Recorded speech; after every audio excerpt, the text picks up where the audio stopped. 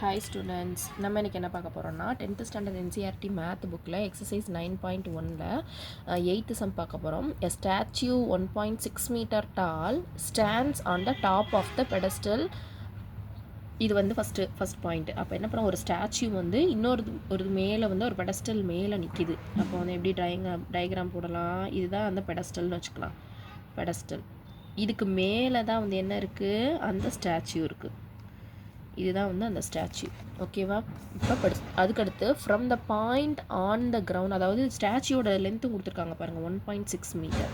அப்போ இதுக்கு ஒரு நேம் வைக்கணும்ல, ஏ, இது ஒரு பி, இப்போ வந்து இது வந்து என்னென்னு வச்சுக்கலாம், ஒரு டின்னு வச்சுக்கலாம். இப்போ இருந்து from a point on the ground the angle of elevation. இப்போ இங்கே ஒரு பாயிண்ட் இருக்குது, இதில் இருந்து கிரவுண்டுக்கு நேரம் இருக்குது அந்த பாயிண்ட், இந்த இருக்குது நேராக இருக்க பாயிண்ட்லேருந்து angle of elevation from the top of the statue. Top of the ஸ்டாச்சுனா இங்கே இருக்குது டாப், இதுலேருந்து இந்த கிரவுண்டுக்கு வந்து என்ன சொல்லியிருக்காங்கன்னா ஆங்கிள் இஸ் 60 டிகிரி. 60 டிகிரின்னு கொடுத்துட்டாங்க. From the same point the angle of elevation to the top of the pedestal is என்ன கொடுத்துருக்கு, 45 டிகிரி.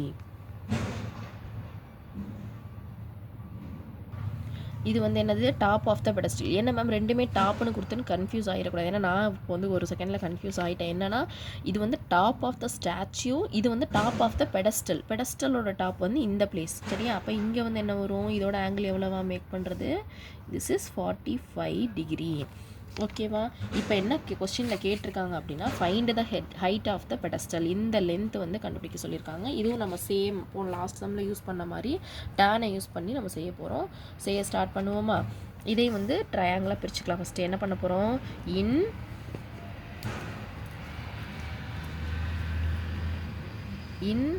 ட்ரையாங்கிள்.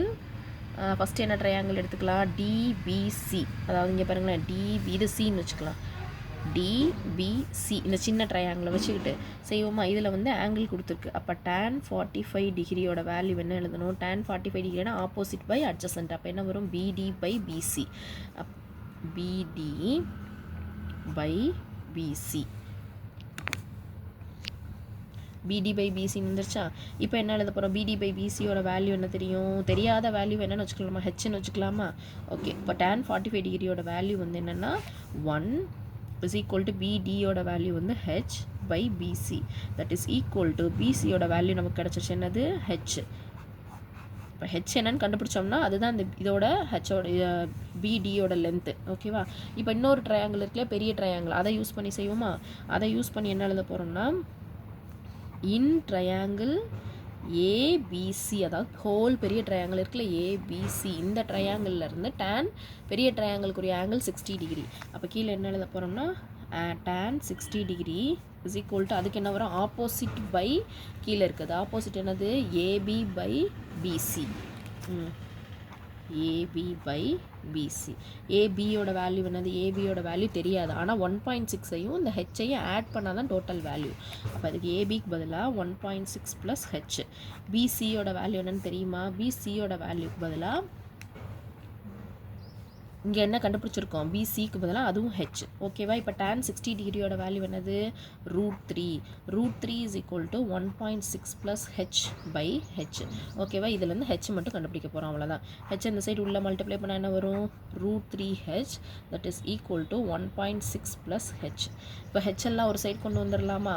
கொண்டு வந்தால் என்ன வரும், ப்ளஸ் ஹெச் இந்த சைடு வந்துச்சுன்னா என்ன வரும், √3h minus H, that is equal to 1.6. ஹெச்சை மட்டும் சப்ட்ராக்ட் பண்ணால் என்ன வரும், √3 minus 1, that is equal to 1.6.